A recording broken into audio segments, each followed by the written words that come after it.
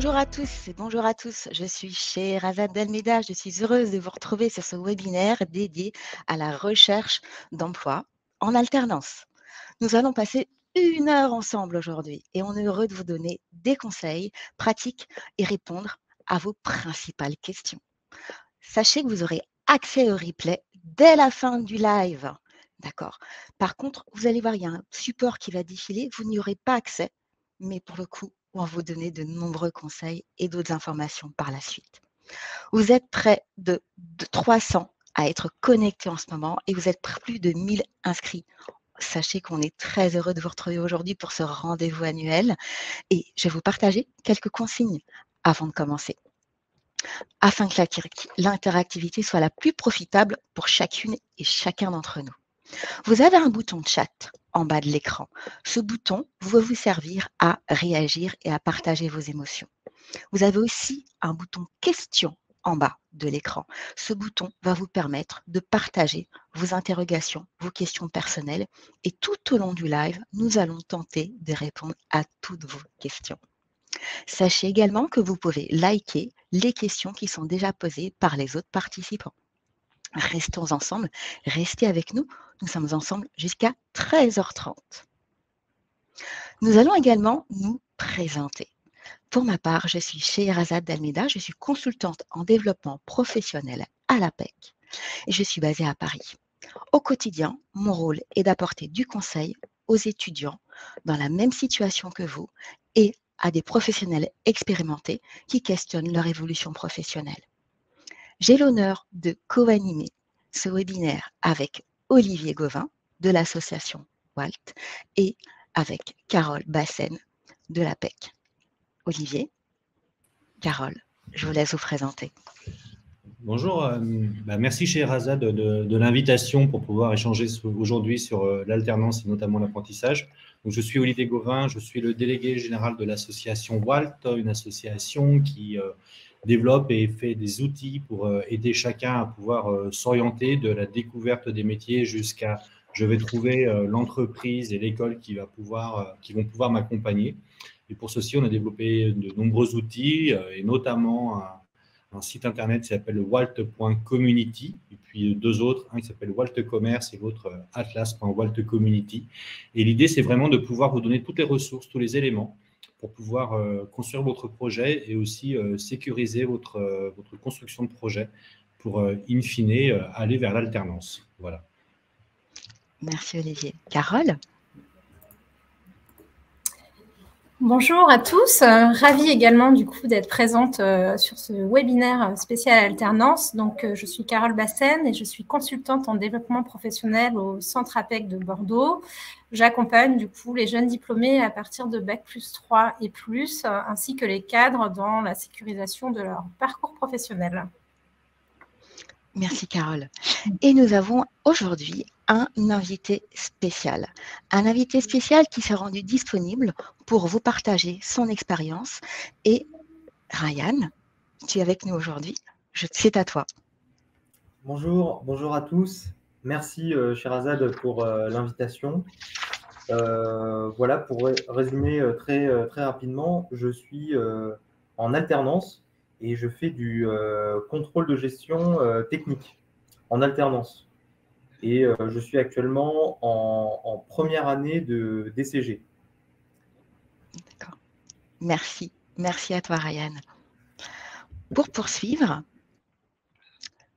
je vais vous présenter également l'APEC, l'Association pour l'emploi des cadres, qui vous retrouve aujourd'hui, pour laquelle nous intervenons. C'est une association qui a pour mission principale d'apporter du conseil aux étudiants de l'enseignement supérieur à partir de Bac+3 et aux professionnels expérimentés tout au long de leur carrière professionnelle. Sachez que sur l'année 2022, les consultants de l'APEC ont accompagné plus de 42 000 étudiants et jeunes diplômés partout en France métropolitaine, en incluant les territoires ultramarins, dans leur recherche de stage, d'alternance ou de premier emploi. En parallèle, l'APEC accompagne également les entreprises qui ont des projets de recrutement en particulier les TPE, les très petites entreprises et les petites et moyennes entreprises, les PME. Et nous disposons d'un observatoire sur le marché de l'emploi des cadres. Maintenant, le programme que l'on se donne sur cette heure ensemble. Dans un premier temps, c'est de vous poser un cadre juridique et d'identifier les atouts et les chiffres de l'alternance.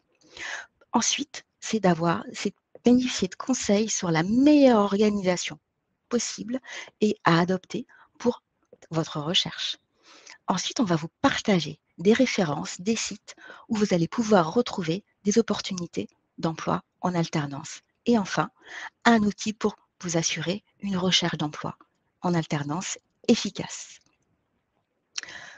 Et c'est à ce moment-là que je vais laisser la main à Olivier. Olivier, c'est à toi.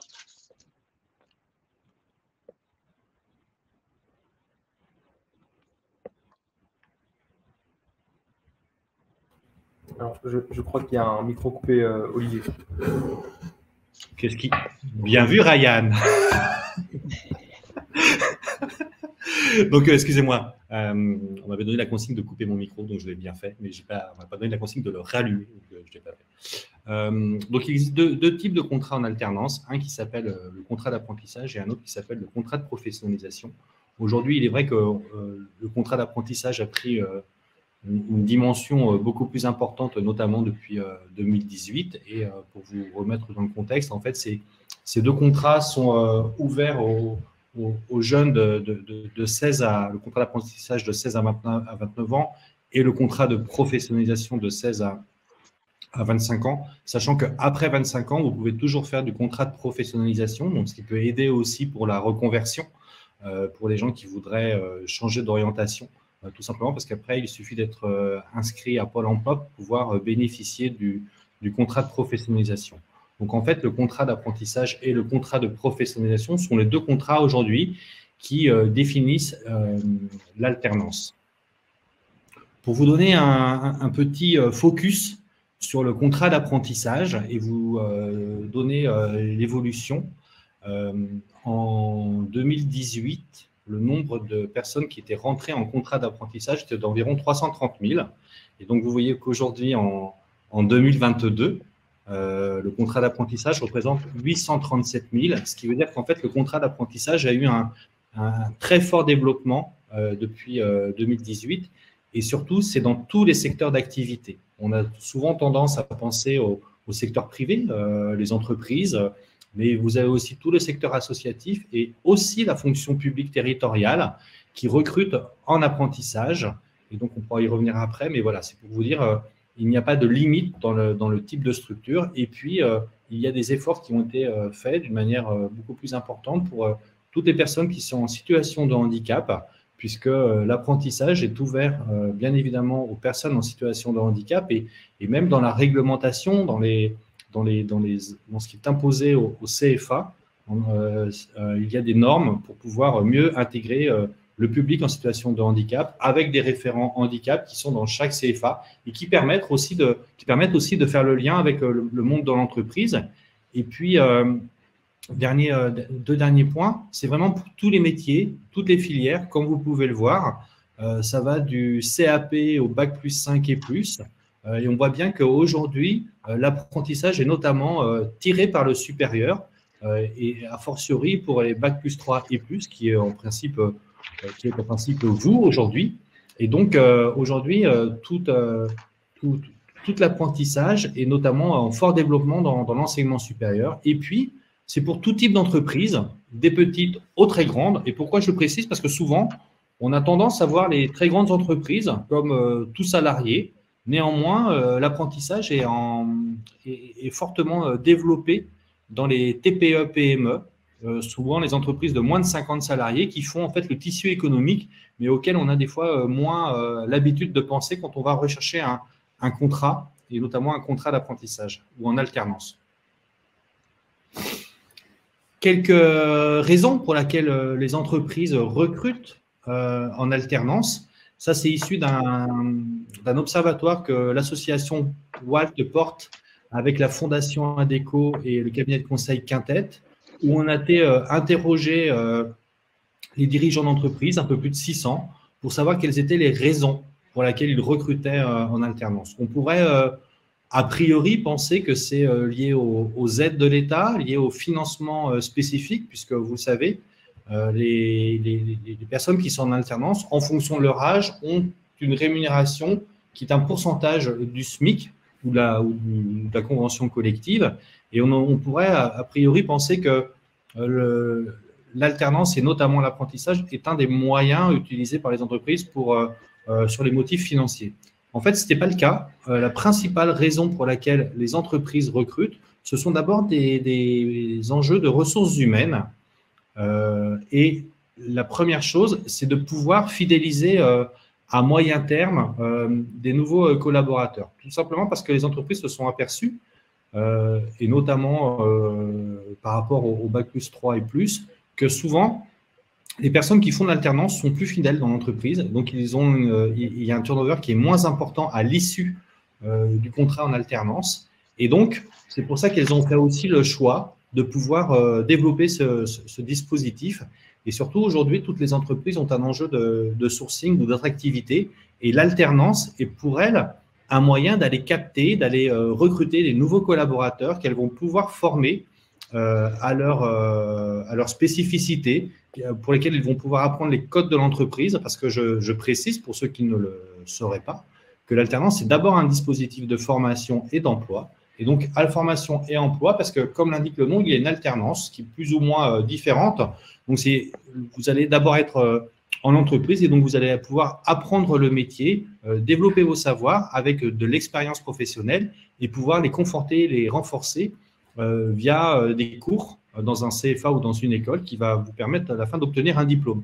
Alors, je précise tout de suite que c'est le même diplôme que ceux qui font de la formation en voie scolaire, parce qu'il y a souvent cette question, comme je passe moins de temps, est-ce que c'est le même diplôme? Bien évidemment, c'est le même diplôme, c'est le même titre. La seule différence entre les gens qui font de l'alternance et ceux qui font de la voie scolaire, c'est que le choix, c'est lié en fait à vous apprenez en situation de travail.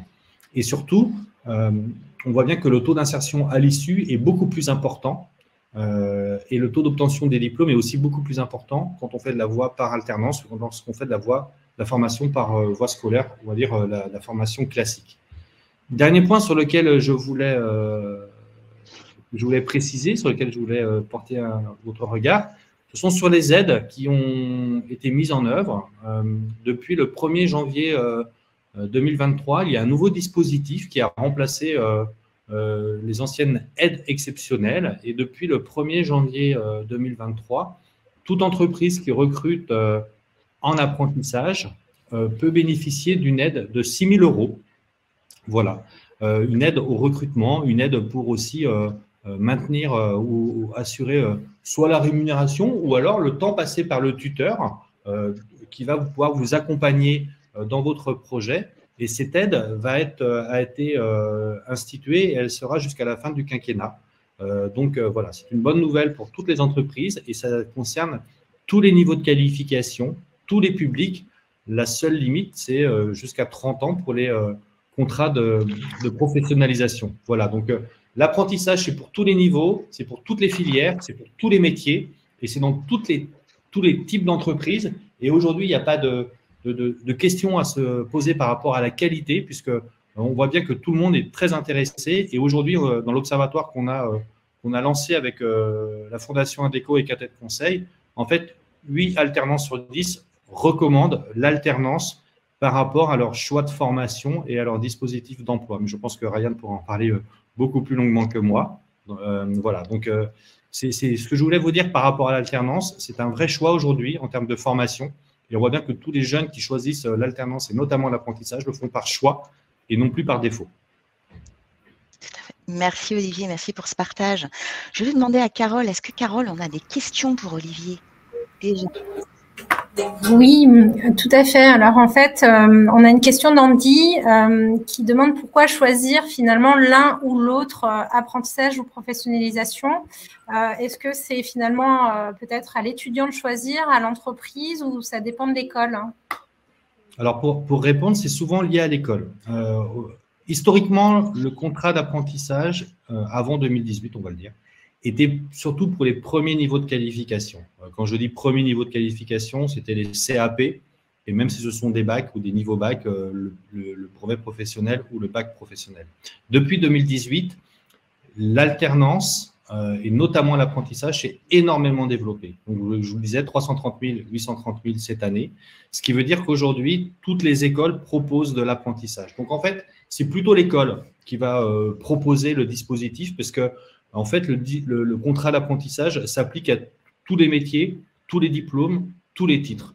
Et l'entreprise a aujourd'hui aussi, elle, dans son esprit, fait le choix de plutôt développer, de recruter en apprentissage. Le contrat de professionnalisation s'applique pour certains titres, un seul, qui s'appelle le certificat de qualification professionnelle, qui n'est pas financé par l'apprentissage, ou alors, souvent pour des publics un peu plus âgés, donc plus de 30 ans, ou alors pour des formations qui ne ramènent pas à un diplôme, mais qui permettent aussi une meilleure insertion dans l'entreprise, puisqu'aujourd'hui, il y a des dispositifs en contrat de pro qui permettent de former aux attendus de l'entreprise. Donc, schématiquement, je dirais plutôt que c'est le CFA et l'entreprise qui font le choix, mais aujourd'hui, au regard du développement, toutes les écoles, même les universités, les DUT, les IUT vont développer l'apprentissage. C'est pour ça que souvent, vous allez rentrer dans un contrat d'apprentissage. Voilà.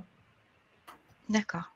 Merci, Deuxième Olivier. question, du coup, peut-être, parce qu'il y a des participants qui sont plutôt concernés par le contrat de pro adulte, donc de plus de 30 ans, et qui s'interrogent du coup sur la faisabilité en fait du projet et des difficultés peut-être qu'on pourrait rencontrer sur le dispositif du contrat de pro adulte.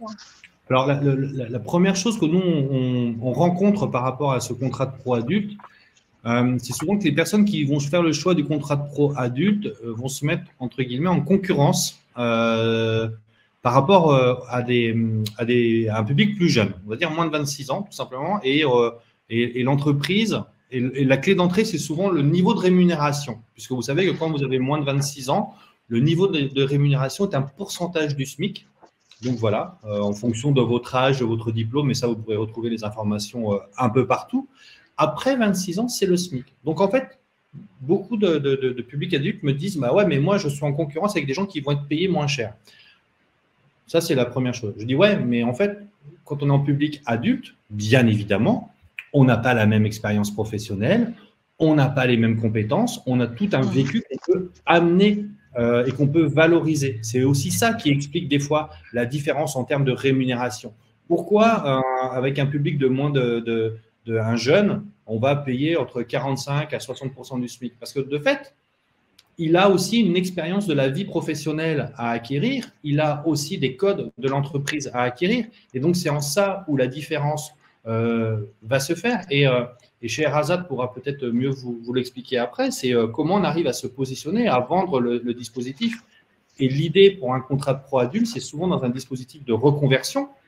On veut aller vers un métier, et donc c'est vrai que des fois, il y a des efforts financiers à effectuer, mais aujourd'hui, la première chose que disent les entreprises quand il y a un taux de rupture, c'est pourquoi on a rompu le contrat. Les entreprises disent c'est des fois un problème de comportement, un problème de maîtrise des fameuses soft skills, du savoir-être en entreprise. Quand vous êtes adulte, en priori, vous n'avez pas ces difficultés, donc l'investissement n'est pas le même. Voilà. Merci Olivier, merci pour ces réponses très précises aux questions posées par nos participants. Et pour le coup, on va continuer et dans la continuité, on va vous partager à présent des conseils pratiques, pragmatiques, 3 grands conseils pour avancer et donner de l'efficacité à votre recherche. L'idée de ces conseils, c'est de vous permettre d'avoir la meilleure organisation possible. Le premier grand conseil que je vous partage, c'est celui de choisir le métier cible, le métier que vous ciblez à réaliser après votre alternance, soit votre premier emploi. Ça va vous faciliter. Le fait de choisir ce premier métier, ce premier emploi, va faciliter le choix de la formation à suivre.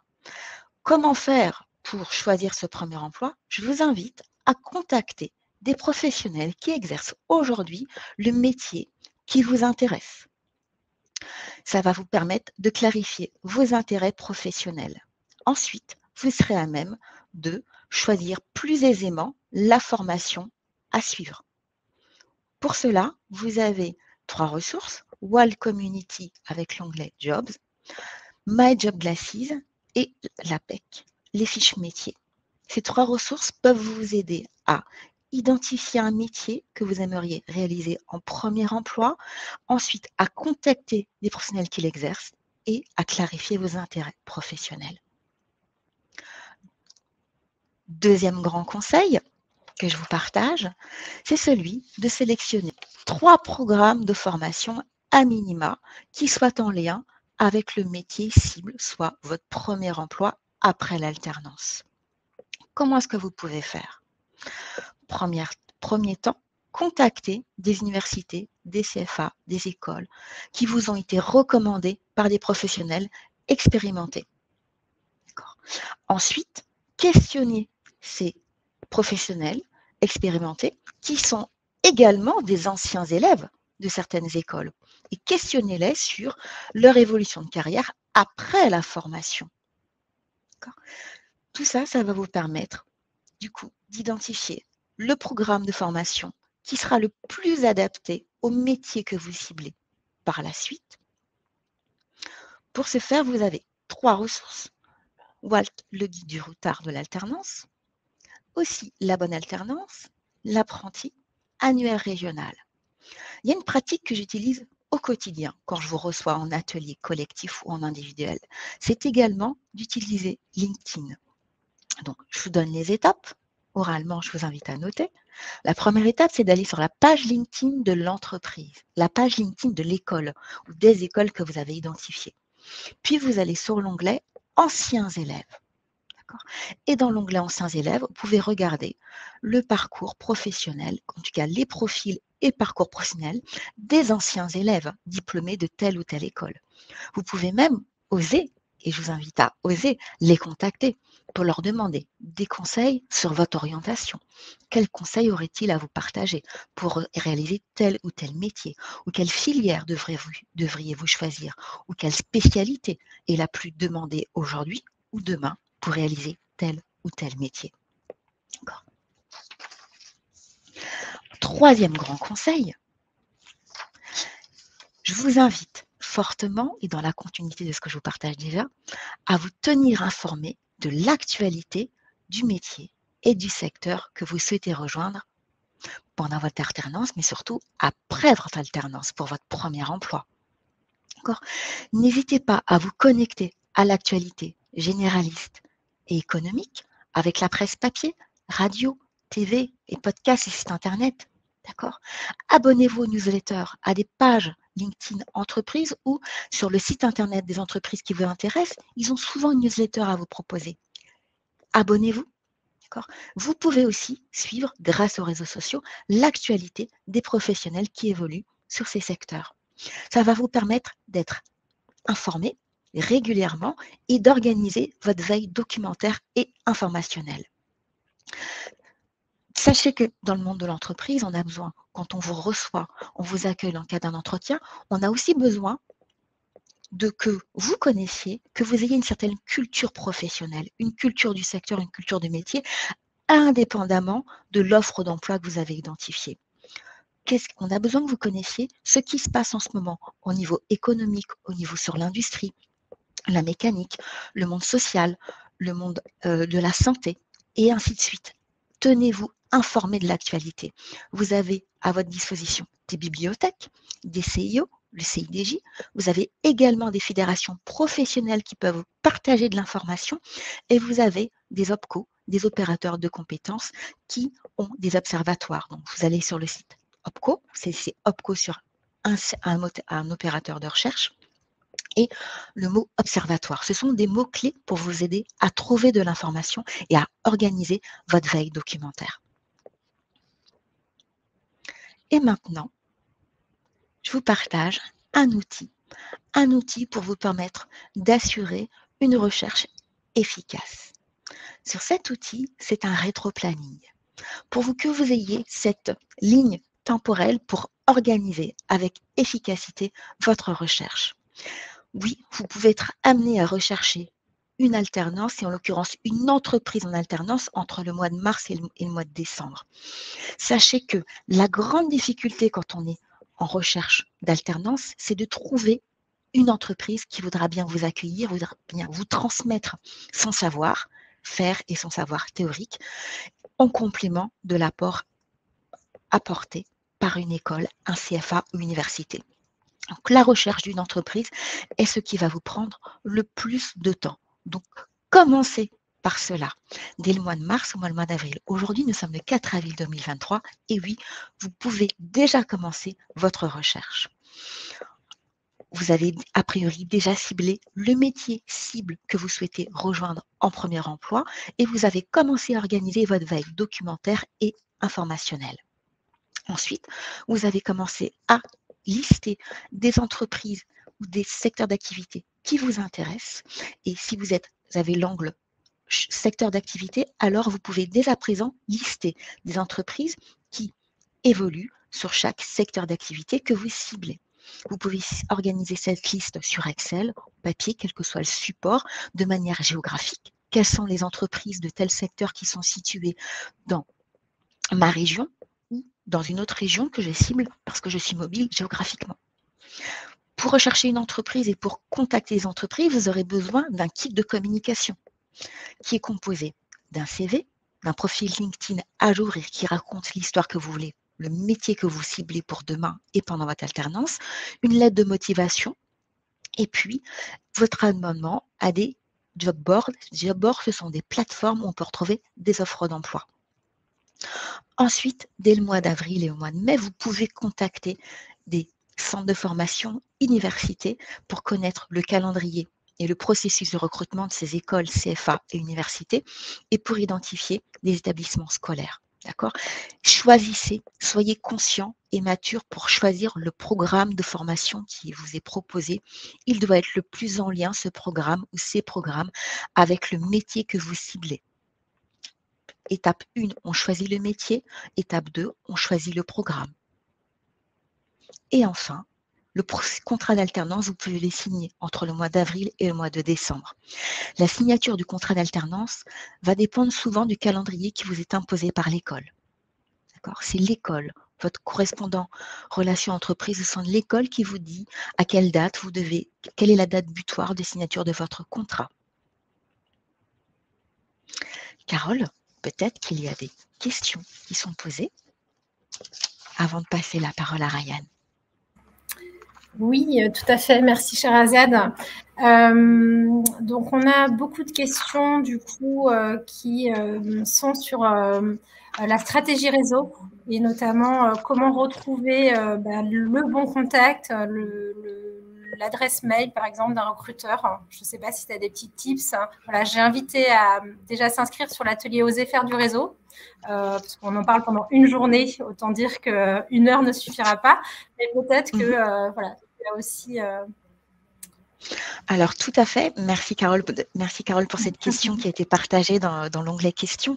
Alors pour contacter le recruteur, souvent le recruteur, ça peut être deux profils de recruteur. Ça peut être un RH parce que un consultant RH, un recruteur a pour mission de recruter des candidats en alternance, mais ça peut aussi être un professionnel expérimenté avec qui vous avez échangé et qui va partager votre profil ou vos questions en interne et ça va susciter de l'intérêt.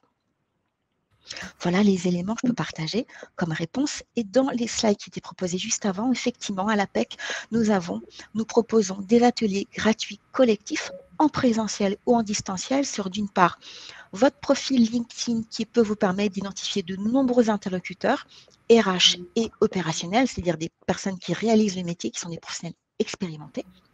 Mais aussi, nous avons un atelier d'une journée qui vous aide à organiser votre démarche réseau et à prendre confiance et à oser contacter via LinkedIn ou dans la vie réelle des personnes que vous connaissez bien, des personnes que vous ne connaissez pas du tout, mais avec lesquelles vous aimeriez échanger ou discuter. Merci beaucoup. Merci. Également, Ryan, je souhaiterais te poser une petite question sur ton rétroplanning finalement, ou ton organisation, je dirais, lorsque tu étais il y a quelques mois dans cette démarche de recherche d'alternance. Est-ce que tu as un plan d'action? Est-ce que tu avais organisé ça de la même manière ou finalement dans un ordre différent? Alors, mon rétro-planning ressemble beaucoup à celui qui était proposé.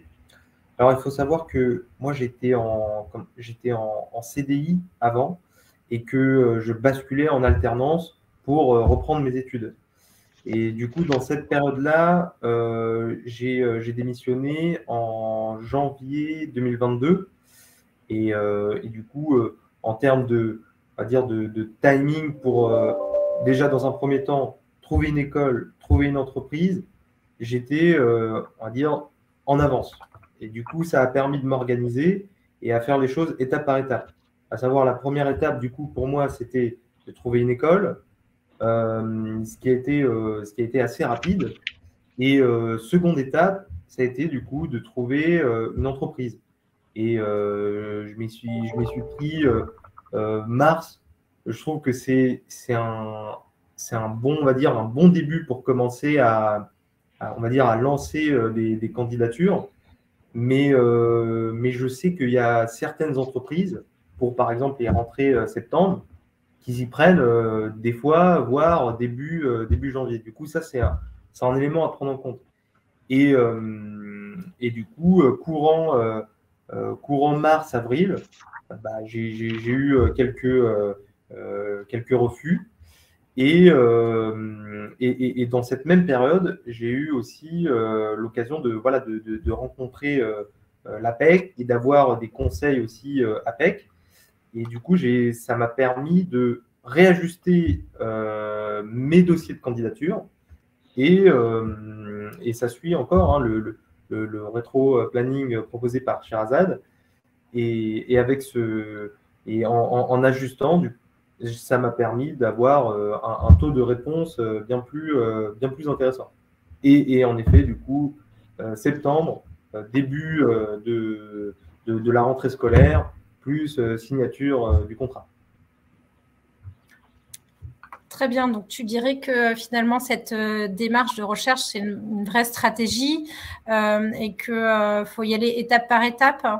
Bien sûr, étape par étape. Si même, je pourrais rajouter un petit tips dans cette démarche, c'est essayer d'avoir un suivi de tout ça, d'essayer de retracer vraiment chaque candidature dans un fichier Excel, c'est-à-dire un fichier Excel qui prend les tableaux, qui met telle entreprise postulée à telle date, ça concerne tel secteur, les coordonnées de la personne. Et je pense que c'est un très bon rétro-planning et qui est surtout qui est très réaliste par rapport aussi aux demandes des entreprises. Donc, avoir un suivi, du coup, pour pouvoir faire des relances et aussi avoir un recul sur ce qui a déjà été fait dans cette stratégie. Pour pouvoir relancer et aussi pour éviter surtout le cas, je pense, un peu gênant quand on a postulé à trop d'annonces et qu'on nous appelle et qu'on ne sait pas, on ne se rappelle plus à quoi on a postulé. Et ça, c'est pour ça, je pense que c'est important d'avoir un tableau de suivi. Merci du coup pour ce conseil. Sherazade, moi je me demandais où du coup trouver ces opportunités en alternance. Oui, Carole, merci pour ta question. Tout à fait.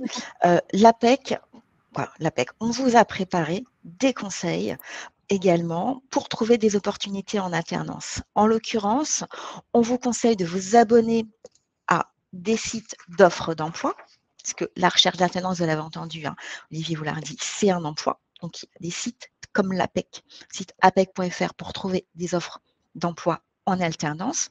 Je vous conseille aussi d'optimiser vos réseaux sociaux parce que, dites-vous, oui, on regarde vos profils réseaux sociaux, non pas pour trouver des coquilles, mais pour regarder qui vous êtes, pour déjà avant même de vous rencontrer. Donc, optimisez vos réseaux sociaux afin que l'on puisse vous découvrir en tant que jeune professionnel ou futur apprenti et que vous ayez un profil en lien avec le métier que vous ciblez. Troisième grand conseil, n'hésitez pas à diversifier les canaux de recrutement. L'offre d'emploi est un canal, la candidature spontanée est un autre canal. Vous avez aussi les sites de recrutement, les sites Internet des entreprises que vous ciblez, qui en sont un autre. Votre réseau est constitué de votre famille, de vos amis, des commerçants en proximité de vous. Donc, le réseau de votre réseau vous permet également d'identifier des opportunités en alternance. Pour vous aider, vous avez 3 ressources gratuites proposées par l'APEC qui sont l'atelier réseaux sociaux qu'on évoquait juste précédemment, l'atelier Osez faire du réseau pour développer votre réseau, parce que l'on sait que dans certains secteurs d'activité, le réseau va vous permettre d'accélérer ou tout simplement d'accéder à de l'information et à des opportunités. Et des fois, c'est plus facile ou plus pertinent par le réseau que par les offres d'emploi. Ça, vous allez le découvrir en identifiant les secteurs d'activité que vous ciblez. Et vous avez aussi accès à un atelier sur le CV, la lettre de motivation. La question m'a été posée tout à l'heure. Oui, vous pouvez participer à des ateliers gratuits et collectifs avec l'APEC en présentiel ou en distanciel pour vous aider déjà sur ces 3 thématiques.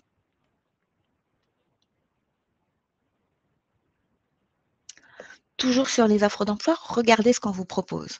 On vous propose ici des sites incontournables et quelques mots-clés qu'il faut pour vous aider à identifier des opportunités et des hashtags qu'il faut suivre.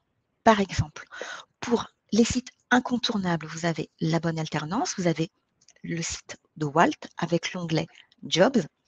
Vous avez aussi le site APEC avec les offres d'emploi taguées Alternance.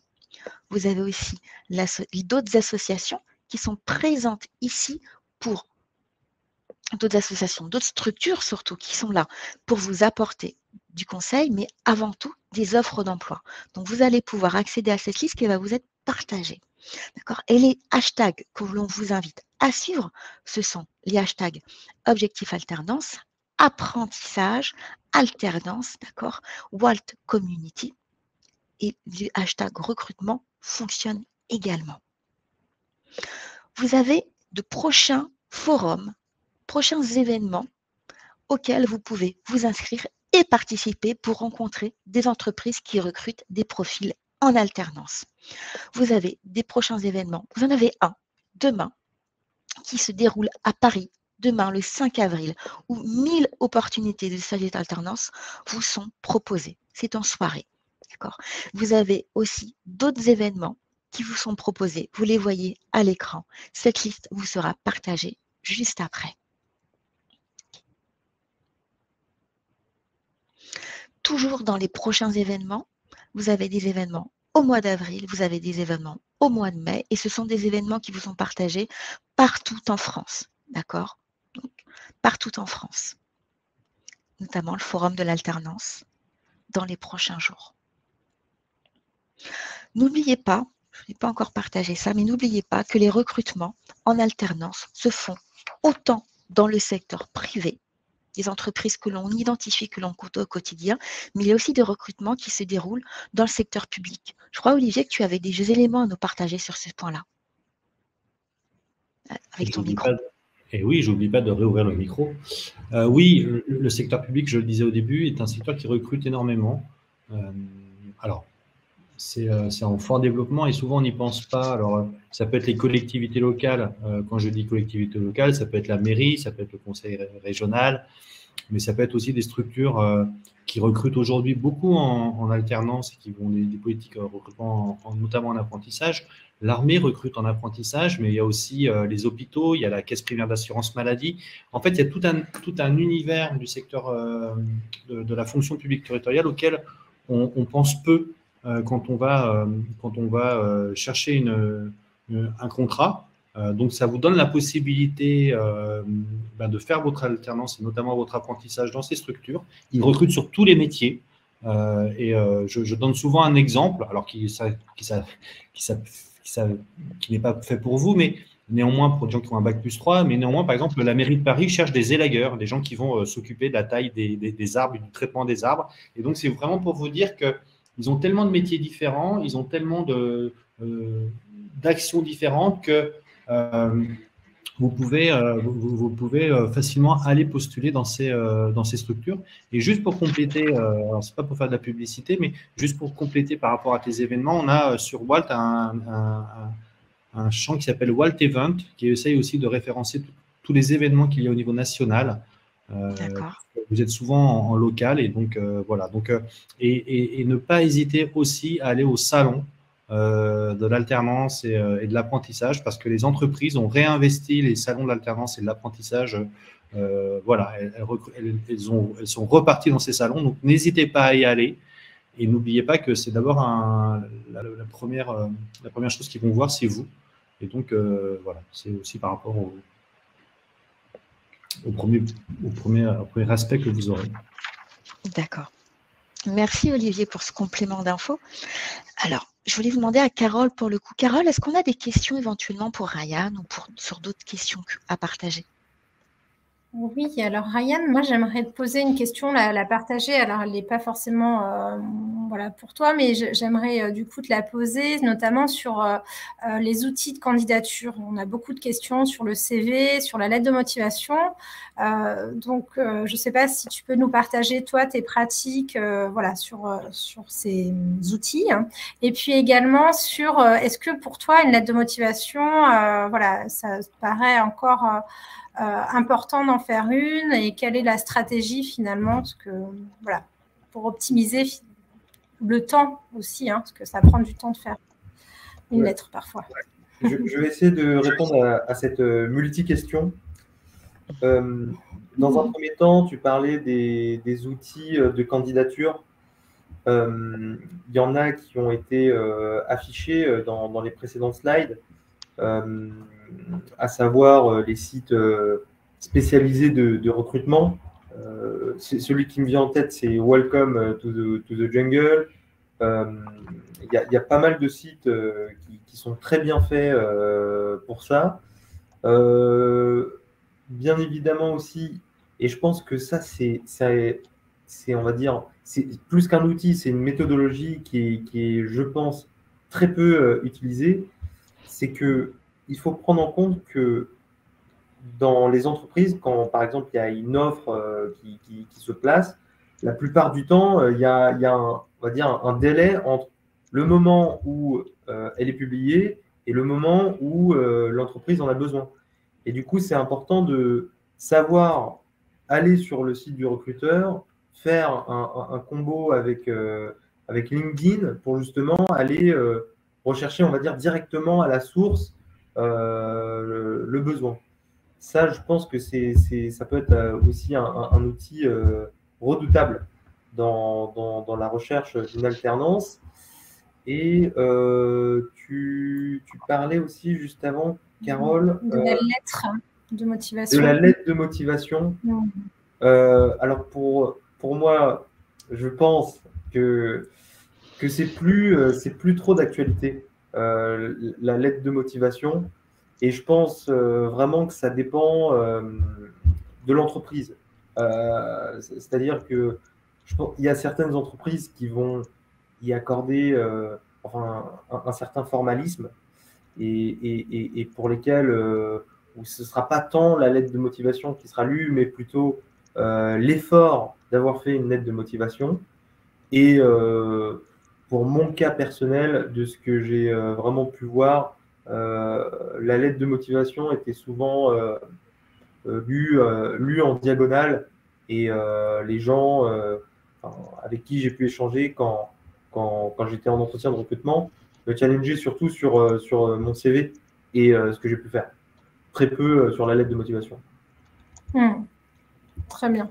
Merci beaucoup, du coup, Ryan. Je te laisse poursuivre, du coup, Sherazade. Oui, du coup, là, on peut avoir un peu plus de temps, effectivement, sur les questions qui peuvent encore survenir. Si toi, Carole, tu as des questions à nous partager.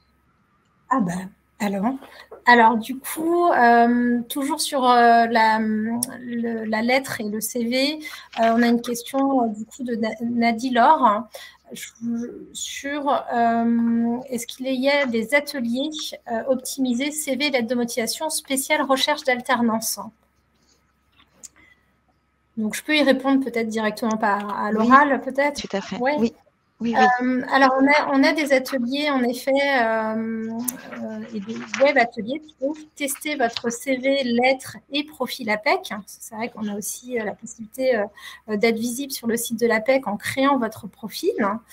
Ce web atelier n'est pas réservé forcément à la recherche d'alternance, mais j'ai envie de dire que la recherche d'emploi, d'alternance ou de stage, il y a les mêmes codes, les mêmes réflexes, et que dans ce travail collectif, on travaille beaucoup sur l'intelligence collective, et c'est pertinent de pouvoir échanger aussi avec des personnes plus expérimentées qui vont vous donner aussi des conseils et un regard croisé finalement sur les outils que vous avez préparés. Donc, que ce soit spécial recherche d'alternance ou non, n'hésitez pas à vous inscrire en fait, parce que ça répondra à votre besoin, quoi qu'il arrive. D'accord. Merci, Carole. Est-ce qu'il y a d'autres questions? On peut prendre d'autres questions. On a quelques minutes. Pour Olivier, des questions pour Olivier, des questions pour Ryan, des questions sur l'organisation. Oui, alors on a encore une question sur le CV. Oui, Olivier. Ouais, ce que je voulais dire par rapport au CV, pour nous, dans l'observatoire qu'on a fait, les entreprises, c'est quand même le premier outil qu'elles utilisent pour recruter. Donc, à l'époque, on a quand même dit qu'il y avait toute une tendance sur le recrutement sans CV, ou même s'il y a des nouveaux dispositifs qui sont mis en place, comme les recrutements avec des CV vidéo. N'oubliez pas que les entreprises ont encore des codes, et notamment dans les TPE, PME, celles qui sont un peu plus classiques, on va dire, parce qu'elles ont moins l'habitude du recrutement, et elles recrutent beaucoup sur le CV. Donc, faites attention. Mais je pense que Carole et Sherazade et Ryan en parleraient mieux que moi, mais faites attention à votre CV, à l'expérience que vous avez eue, aux compétences que vous pouvez avoir développées, parce que c'est là-dessus qu'elles vont pouvoir vous évaluer et déjà vous présélectionner. Et puis, il y a un acteur qu'on n'a pas cité dans le recrutement qui s'appelle l'école et le CFA. L'école et le CFA doivent aussi vous accompagner dans la recherche d'entreprise, même si vous devez le faire par vous-même, puisque vous êtes, comme on le disait, c'est d'abord un recrutement, une recherche d'emploi. Ne jamais l'oublier, et donc être vraiment dans cette position de recherche d'emploi. Et donc tous les codes de la recherche d'emploi. Alors, vous voyez, Ryan, aujourd'hui, il est en emploi, donc il n'a pas un dress code comme nous. Mais moi aussi, je suis en emploi. Non, mais ça veut dire qu'il faut faire très attention à tous ces codes, et l'école et le CFA doivent aussi vous accompagner sur ce sujet. Donc, quand vous allez choisir votre école et votre CFA, quand vous allez faire le choix, comme Ryan a pu le faire de sa structure, posez aussi toutes ces questions. Comment l'école ou le CFA va vous accompagner, peut vous donner des éléments de recherche? Est-ce qu'ils ont déjà un panel d'entreprises partenaires? Voilà, donc c'est toutes ces questions, mais le CV est quand même quelque chose de très important, et je pense que les ateliers que propose l'APEC sont très intéressants par rapport à ça, parce que souvent on n'a peu ou pas l'expérience de faire un CV quand c'est sa première recherche d'emploi. Voilà. Oui, tout à fait, Olivier. Et en complément, pour le coup de réponse sur le CV, dites-vous que sur le CV, sur l'alternance, dans les premiers conseils, le CV, on le lit en 15 à 20 secondes, du haut vers le bas. Et dans le haut du CV, ce que l'on attend de votre part, c'est que vous adaptiez déjà votre CV à chaque offre d'emploi, si c'est un CV en réponse à une offre d'emploi. Donc, reprenez déjà le titre de l'offre d'emploi. Ensuite, vous nous indiquez sur le CV le titre du poste cible.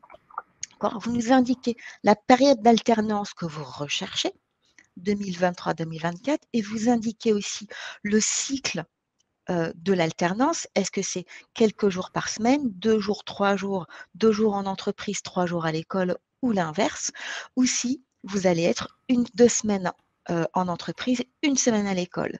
Si pendant un certain moment, vous n'avez pas encore les informations sur le rythme de l'alternance en fonction qui sera déterminé par l'école, vous indiquez, ou si vous avez déjà 2 ou 3 écoles cibles, vous connaissez déjà les cycles d'alternance de ces 2 ou 3 écoles cibles.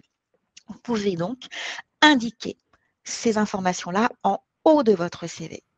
d'accord? Ce sont déjà les premiers éléments, avoir un titre, la scolarité et le cycle de l'alternance en haut de votre CV, à adapter et à personnaliser.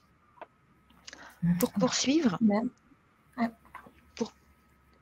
il y avait J'avais une dernière question, en effet, et je voulais aussi ajouter de travailler les mots-clés, aussi bien dans le CV, la lettre et les entretiens de recrutement. C'est vraiment un fil conducteur de votre stratégie, et que vous pouvez utiliser les fiches métiers APEC qui sont disponibles du coup sur notre site pour pouvoir aller les repérer et les adapter. Vous les repérez aussi dans les offres. Donc, voilà, pensez mots-clés. Et on a une dernière question sur la candidature spontanée. Voilà, comment initier cette démarche de candidature spontanée? Est-ce que, j'ai une deuxième question qui est, est-ce qu'il est plus pertinent de se concentrer sur de la candidature spontanée que sur de l'offre d'emploi? Voilà, donc 2 questions en une sur la thème. Donc, toujours sur le CV, non, sur la candidature spontanée. Tout à l'heure, je vous disais, diversifier vos canaux de recrutement. Donc, vous devez autant identifier les sites d'offres d'emploi qui sont les plus utilisés. Vous allez retrouver des offres d'emploi en alternance les plus en lien avec le métier recherché. Donc, oui, vous utilisez bien ces sites d'offres d'emploi, notamment ceux qu'on va vous partager, entre autres. Mais également, la candidature spontanée, vous pouvez aussi l'utiliser. Ce n'est pas l'un ou l'autre, c'est les deux, plus le site internet des entreprises ou du site d'une administration de la fonction publique vers lesquelles vous allez aller regarder s'il n'y a pas des offres d'emploi en alternance intéressantes pour vous. C'est également votre réseau. C'est différents canaux de recrutement qui sont à votre disposition et que vous pouvez utiliser en complément. Mais l'erreur à éviter, c'est d'utiliser uniquement l'offre d'emploi. Là, voilà, l'offre d'emploi recense de nombreuses opportunités, mais en aucun cas la totalité des opportunités. D'accord. Merci beaucoup. Merci, Carole. Alors dans la continue. Je vois une question que j'ai vue passer. Oui, Olivier. Quels éléments clés pourraient, pour se démarquer lors de sa candidature, que j'ai vu passer, et j'aimerais bien y répondre. Oui. D'ailleurs, en parlant de ça, les éléments de mon côté qui ont permis, on va dire, je pense, de faire la différence, d'ailleurs, je les dois beaucoup à vous, cher Azad. Du coup, je vous fais honneur aussi dans cette question. C'est déjà sur la partie CV, c'est essayer de faire matcher en fait son expérience avec les besoins de l'entreprise.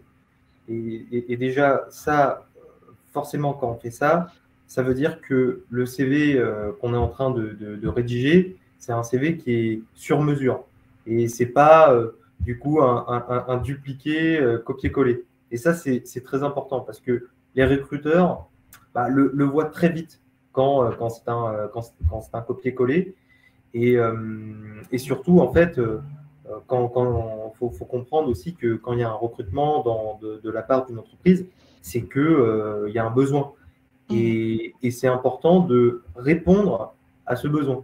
Et du coup, dans le CV, il est important de faire matcher son expérience avec la fiche de poste en question.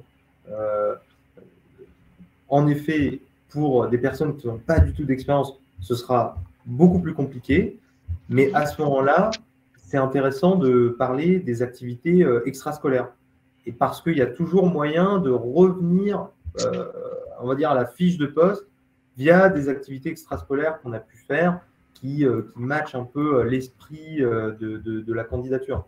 De mon côté, pour mon expérience perso,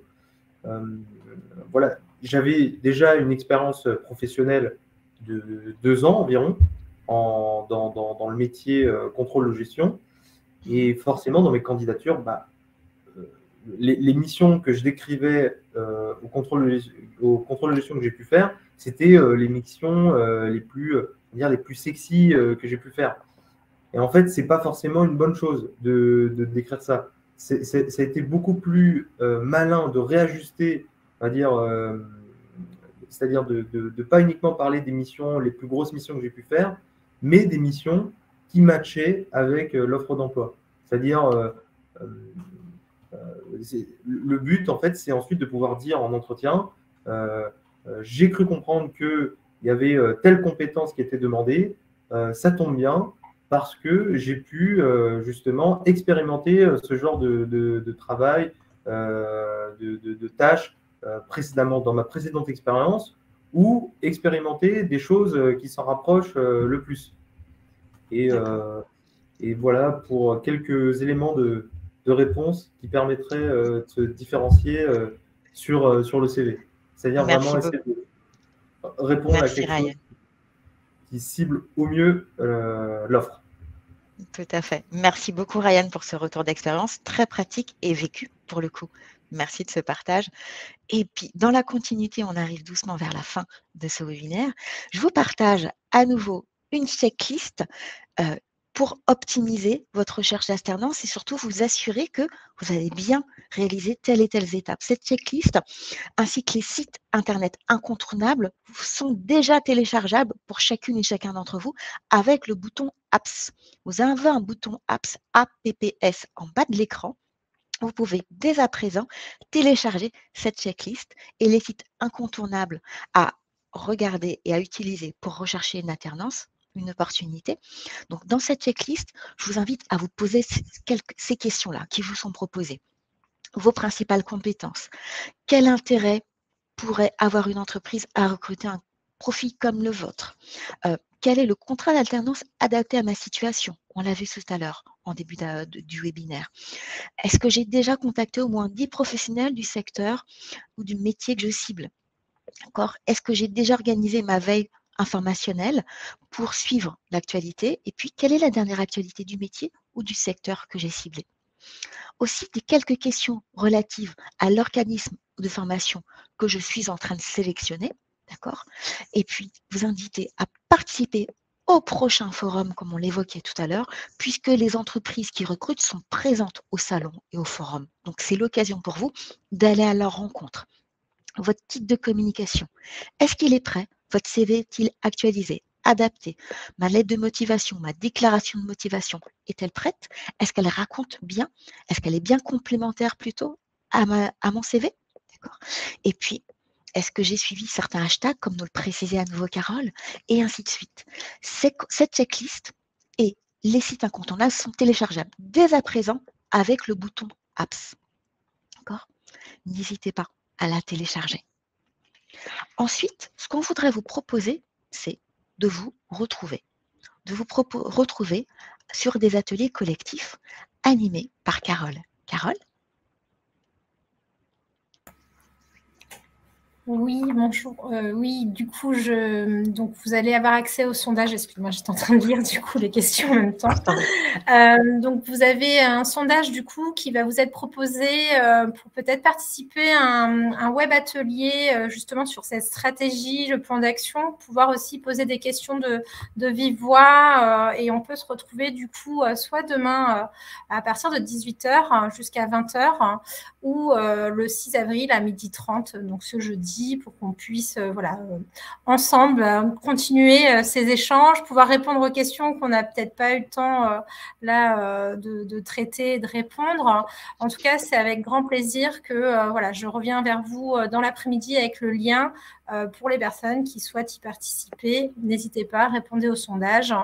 Et puis, sinon, vous avez aussi d'autres ateliers qui peuvent correspondre à votre planning sur les liens que vous retrouverez sur la diapo.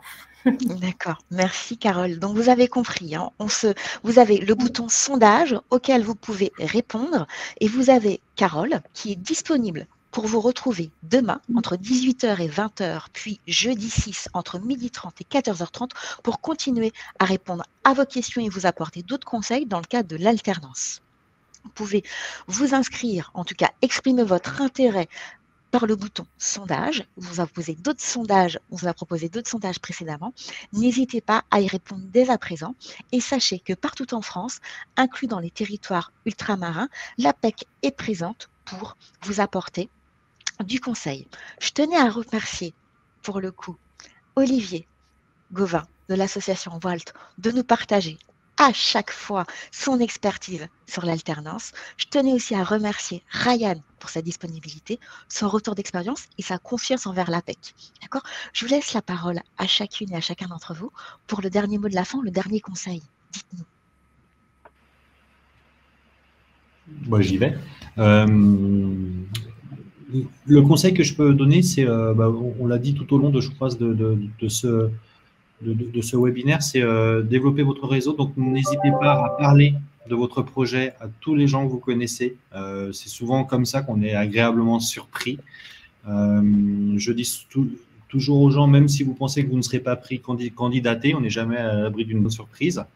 Et puis, dernier point, faites-le en groupe, faites-le en réseau, parce que c'est toujours frustrant, démotivant. On peut avoir des baisses de motivation, et surtout quand on reste tout seul à faire cette démarche. Donc, je pense que d'être en réseau aussi avec un groupe de l'APEC ou même avec d'autres personnes, ça permet de garder cette motivation et puis de pouvoir aller plus loin. Voilà. Merci Olivier. Ryan ? Alors déjà, j'aimerais dire plutôt que c'est moi qui te remercie pour déjà pour les conseils et surtout pour tout ce que vous faites pour l'alternance et pour la jeunesse. Je trouve que c'est génial. Et si je dois donner un conseil, voire deux conseils, deux ultimes conseils, le premier, ça serait en entretien. Je sais qu'il y en a beaucoup qui stressent et je pense que c'est que l'exercice est pas forcément tourné dans le bon sens. Il faut voir les entretiens plus comme un échange que comme une vente de ses compétences. Et en fait, en voyant cet exercice comme ça permet déjà de se dire, est-ce que je fit pour l'entreprise et est-ce que surtout l'entreprise fit pour moi? Et tout de suite, les rapports de force sont, on va dire, un peu plus à égalité. Et moi, j'ajouterais Ryan, oser, en fait, oser et croire en soi. C'était mon deuxième. Voilà, c'est vraiment, voilà. Du coup, parce que, voilà, j'ai envie, je coupe l'herbe sur le pied, alors, mais c'est vrai que souvent, dans nos rencontres et les échanges qu'on peut avoir, on a des personnes qui doutent ou qui regardent le verre à moitié vide, mais j'ai tendance à dire, voilà, voyez le verre à moitié plein, croyez en vous, osez, ne faites pas les questions-réponses à la place du recruteur et vous aurez tout à y gagner. Je suis complètement d'accord. C'était vraiment...